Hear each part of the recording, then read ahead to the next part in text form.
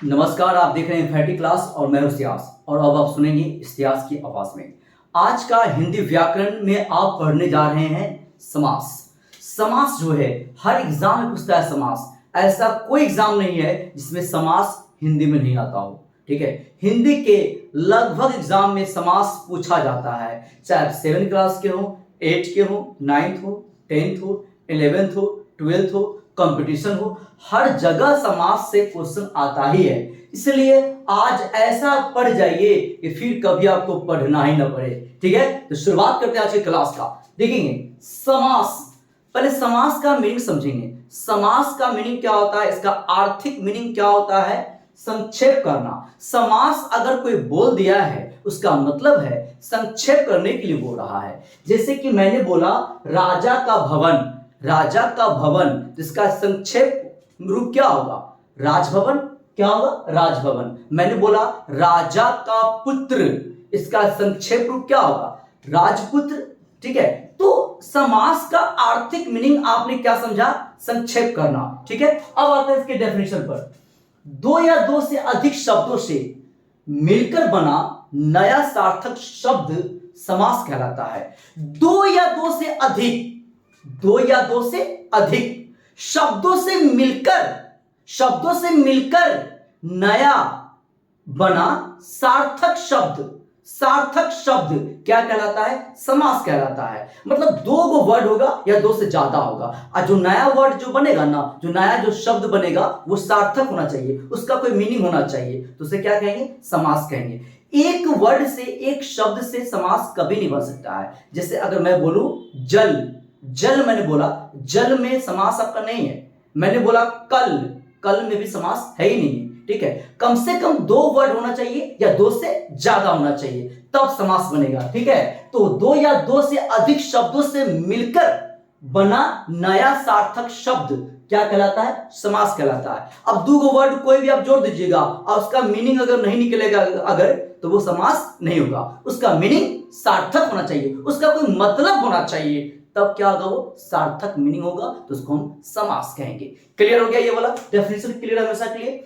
जैसे मैंने बोला राजभवन, तो इसका मीनिंग होता है भाई, दो गो वर्ड से बना है, राज और भवन, राज और भवन, और इसका मीनिंग क्या होता है, राजा का भवन। मीनिंग क्या है, सार्थक है, मीनिंग सार्थक है, तो ये समास है, ये समास है। सुनिए, तो राजभवन में आपका दो गो पद है, राज और भवन। जो पहला जो पद आया है ना, उसको बोलते हैं पूर्व पद, दूसरा जो आया है उसको बोलते हैं उत्तर पद। याद रहे, समास दो या दो से ज्यादा वर्ड से मिलकर बना रहेगा, तो पहला पद को क्या बोलेंगे, पूर्व पद।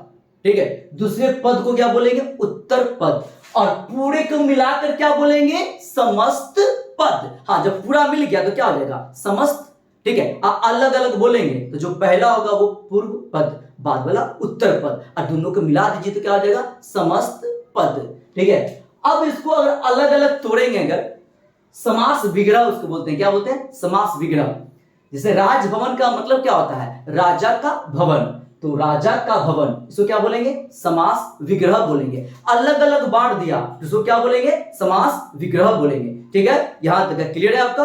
अब समास के आते हैं काइंड्स पर, इसके भेद पर। इसके 6 भेद होते हैं। कितने भेद होते हैं, 6 भेद होते हैं। पहला का नाम होता है अव्ययीभाव समास, दूसरा का नाम होता है कर्मधारय समास, तीसरा का नाम होता है बहुव्रीहि समास। ठीक है, बहुव्रीहि समास। और चौथा का क्या नाम होता है, द्वंद्व समास। क्या होता है, द्वंद्व समास। और छठा का नाम क्या होता है, द्विगु समास।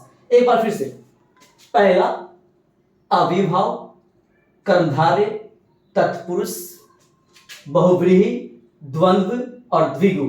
आराम आराम से तुम याद करिए, अव्ययीभाव समास, कर्मधारय समास, तत्पुरुष समास, बहुव्रीहि समास, द्वंद्व समास, द्विगु समास। ठीक है, तो चलिए अब सब पर बारी बारी से बात करते हैं। सुनिए, अव्ययीभाव समास, सबसे पहले हम पढ़ने वाले हैं अव्ययीभाव समास। अव्ययीभाव समास क्या होता है, इसका ट्रिक मैंने लिखा है। एग्जाम में एक बार क्वेश्चन देखेंगे, टिक आप मार के चले आएंगे। एक बार में, एक बार क्वेश्चन देखा, टिक मार दिया। एक बार में क्वेश्चन पढ़ना चाहिए, ऐसा पढ़ाऊंगा कि अगला को भी आप पढ़ा सकते हैं। तो अव्ययीभाव समास का ट्रिक है, उसका सूत्र है, उसका फॉर्मूला है, उसमें क्या लगा रहेगा? तो आ, बे, प्रति, भर, यथा, दो समान शब्द। इतना अगर उपसर्ग अगर आगे दिख जाएगा, इतना उपसर्ग अगर दिख जाएगा, वो समास का नाम होगा, अव्ययीभाव समास होगा। क्या लगा होगा? आ, बे, प्रति, भर, यथा, दो समान शब्द। आप भी बोलिए ना, आ, बे, प्रति, यथा, दो समान शब्द। चुप क्यों है? बोलिए ना, आ, बे, प्रति, भर, यथा, दो समान शब्द। इतना लग जाएगा, वो समास का नाम होगा अव्ययीभाव समास। अब आते हैं से एग्जाम्पल पर, ठीक है। जैसे आजीवन, आजीवन में आ लग गया तो कौन समास? अव्ययीभाव समास। आ लग गया तो आजीवन, ठीक है। आजन्म, ये क्या हो जाएगा? अव्ययीभाव समास। बे, बे से बेरहम, बेकदर, बेगैरत, ठीक है, बेईमान, ठीक है, तो बे लग गया, अव्ययीभाव समास है। प्रति से प्रति माह, प्रतिदिन, प्रति सप्ताह, ठीक है, जो भी आप बोलना चाहेंगे प्रति लगा होना चाहिए, वो आपका अव्ययीभाव समास होगा। भर से भरसक, भरपेट, अव्ययीभाव समास है। यथा से यथासंभव, यथाशक्ति, अव्ययीभाव समास है। दो समान शब्द मतलब हाथों हाथ बोलेगा, देखिए दो समान शब्द है, हाथों हाथ, और बोल सकते हैं रातों रात, बीचों बीच, दो समान शब्द है ना। तो ट्रिक याद रखिएगा अव्ययीभाव समास का, आ, बे, प्रति, भर, यथा, दो समान शब्द, ठीक है। अब आगे बढ़ना चाहेंगे, अब आगे बढ़ेंगे। कर्मधारय समास, कर्मधारय समास का ट्रिक है, कर्मधारय समास का ट्रिक है। क्या ट्रिक है? सुनिए, कर्मधारय समास का ट्रिक है, पहला शब्द विशेषण होगा। पहला शब्द क्या होगा? विशेषण होगा, वो विशेषता को बताएगा, ठीक है। पहला शब्द क्या होगा? विशेषण होगा। ये ट्रिक है कर्मधारय समास का, सुनिएगा। जैसे लाल किला, लाल किला, पहला शब्द लाल है, और लाल क्या है? विशेषण है। किला कैसा है? लाल है, तो क्या हो जाएगा? कर्मधारय समास। मैंने पहले ही बोला है, कर्मधारय समास में पहला शब्द क्या होगा? विशेषण होगा, उसकी विशेषता को बताएगा, पहला शब्द बताएगा, ठीक है। लाल किला, ठीक है, तो किला कैसा होगा? लाल होगा, लाल है जिसका किला, तो लाल किला। काली मिर्च, मिर्च कैसी है भाई? काली है, काली मिर्च, ठीक है, तो क्या हो जाएगा? कर्मधारय समास हो जाएगा। नील गगन, नील गगन, गगन कैसा है? नीला है, नीला है जो गगन, वो क्या हो जाएगा? आपका नील गगन। तो नील क्या? नीला को बता रहा है, एडजेक्टिव है, विशेषता बता रहा है, विशेषण है। तो कर्मधारय समास पहचानना आपको अब आ गया है। अब आगे हम बढ़ना चाहेंगे, सुनिए। तत्पुरुष समास, तत्पुरुष समास सुनेंगे। तत्पुरुष समास क्या कहता है? तत्पुरुष समास का ट्रिक है, इसका ट्रिक क्या है? कारक चिन्ह इसमें लगा रहेगा। क्या लगा रहेगा? कारक चिन्ह लगा होगा। कारक चिन्ह कैसा होता है? को, से, के लिए, का, के, की, में, पर। हाँ, कारक चिन्ह है, जब मैं कारक पढ़ाऊंगा वहां भी इसको बताऊंगा एक बार। अभी आप जान लीजिए कारक चिन्ह कैसा होता है। कारक चिन्ह होता है को, से, के लिए, का, के, की, में, पर। ये कारक चिन्ह है, ये ट्रिक है। किसका ट्रिक है? तत्पुरुष समास का ट्रिक है। इतना लग जाएगा कहीं, वो आपका होगा, तत्पुरुष समास होगा। जैसे एग्जांपल देखिएगा, जेब कतरा, तो जेब को कतरने वाला, जेब को कतरने वाला, को लग गया ना, जेब को कतरने वाला, जेब कतरा। पॉकेट मार, पॉकेट को मारने वाला। गगन चुंबी, गगन को चूमने वाला, ठीक है। तो ऐसा कहीं भी लग जाएगा, वो आपका तत्पुरुष समास होगा। और देखिए गंगा जल, गंगा का जल तो गंगा जल, गंगा का जल तो गंगा जल, तो गंगा का लग गया, का लग गया ना, और का क्या है? कारक चिन्ह है, वो आपका तत्पुरुष समास हो जाएगा। अगला है सभा भवन, सभा भवन, सभा के लिए भवन, तो के लिए लग गया ना, देखिए ट्रिक में भी के लिए है, हाँ के लिए, तो सभा भवन क्या हो जाएगा? आपका तत्पुरुष समास हो जाएगा। पूजा घर, पूजा के लिए घर, ठीक है ना, बोलेंगे आप बीती, आप पर बीती, ठीक है। तो ये सब आप देख रहे हैं, कारक चिन्ह लगा रहेगा, वो आपका कर्मधारय समास होगा। ट्रिक याद कर लेंगे, ट्रिक भी लिखा हुआ है, भूल नहीं सकते हैं, ठीक है। आगे बढ़ेंगे अब। बहुव्रीहि समास, बहुव्रीहि समास में ईश्वर का बात होगा, देवी का बात होगा, देवता का बात होगा, है ना। बहुव्रीहि समास में देवी का बात होगा, ईश्वर का बात होगा, देवता का बात होगा। सुनिए ट्रिक क्या है, पहला पद दूसरा पद। मैंने बताया है ना, समास होने के लिए कम से कम 2 पद होना चाहिए। तो पहला पद और दूसरा पद में से कोई भी मेन नहीं होगा, ये दोनों का वैल्यू नहीं होगा, ना पहला पद का वैल्यू होगा ना दूसरा पद का वैल्यू होगा। दोनों पद में से मेन कोई नहीं होगा, बल्कि दोनों से मीनिंग निकल कर तीसरा कोई पद एंट्री कर जाएगा। दो पद रहेगा और दोनों का अपना वैल्यू नहीं रहेगा, दोनों से मीनिंग क्लियर नहीं पता चलेगा।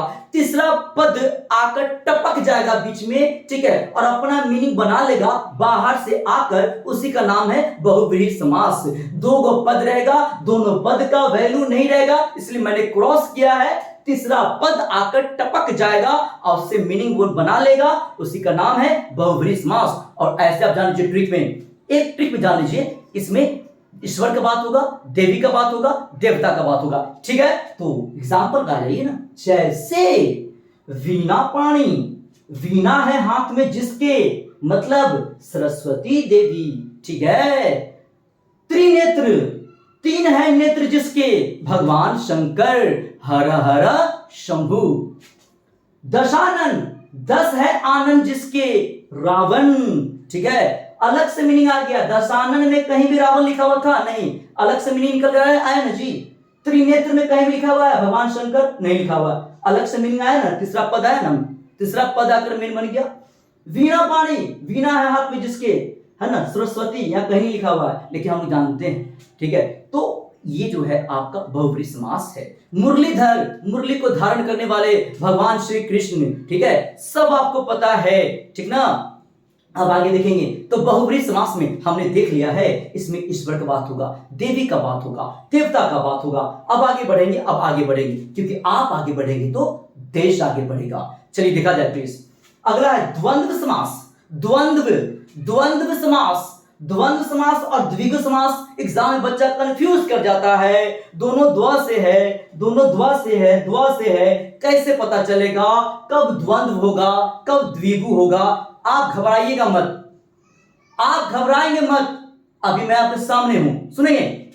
द्वंद्व समास, देखिए द्व है, अब बीच में नौ है, नौ को आप मान लीजिए हाइफन, ठीक है, हिंदी में क्या बोलते हैं, योजक चिन्ह बोलते हैं। हाइफन मान लीजिए नौ को, हाइफन कैसा होता है, हाइफन ऐसा होता है 2 वर्ड के बीच में, ठीक है। और द्वा मान लीजिए, तो दोनों जोड़ा है कि नहीं है, पेयर में है ना जी, द्वा, अब बीच में हाइफन, द्वा, ठीक है। तो ये इसमें इतना समझ गए, इसमें जोड़ा वाला कोई बात होगा, कैसा बात होगा, जोड़ा वाला बात होगा। तो द्वंद्व समास ट्रिक है, दोनों पद एक दूसरे के विलोम होते हैं। हाँ, एक और ट्रिक इनको समझ में आ गया, इसमें दोनों पद क्या होगा, एक दूसरे का विलोम होगा, उल्टा होगा, अपोजिट होगा।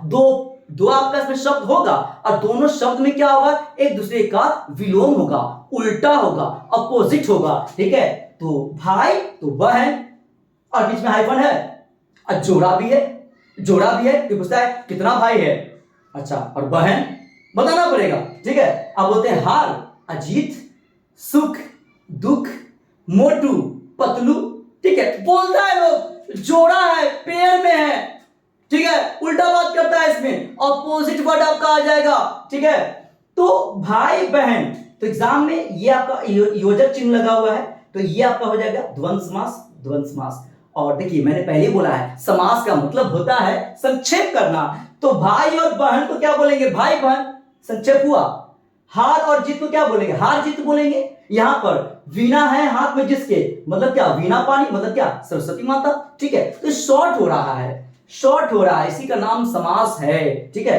तो ये तो इजी है, भाई बहन, हार जीत, मोटू पतलू, करण अर्जुन, है ना, राधे श्याम, ठीक है, गौरी शंकर, सुख दुख, लाभ हानि, लेन देन, बहुत वर्ड है, अपने से आप वर्ड बना सकते हैं, इतना वर्ड है, ठीक है। तो द्वंद्व समास आपका क्लियर हुआ, जोड़ा का बात करेगा, ऑपोजिट होगा, बीच में हाइफन होगा, बस कंप्लीट है आपका, इससे ज्यादा दिमाग नहीं लगाना है।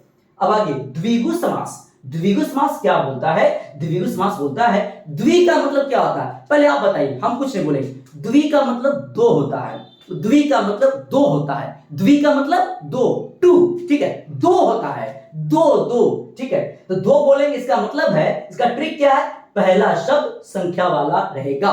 द्वि का मतलब दो, और दो संख्या होता है, संख्या नंबर, तो इसका पहला पद में संख्या लगा रहेगा, है ना। द्विगु समास जो है इसका पहला पद में संख्या लगा रहेगा, संख्या का बात बोलेगा। जैसे नौ रत्न, रत्न कितना, नौ, और नौ का मतलब नौ, 9।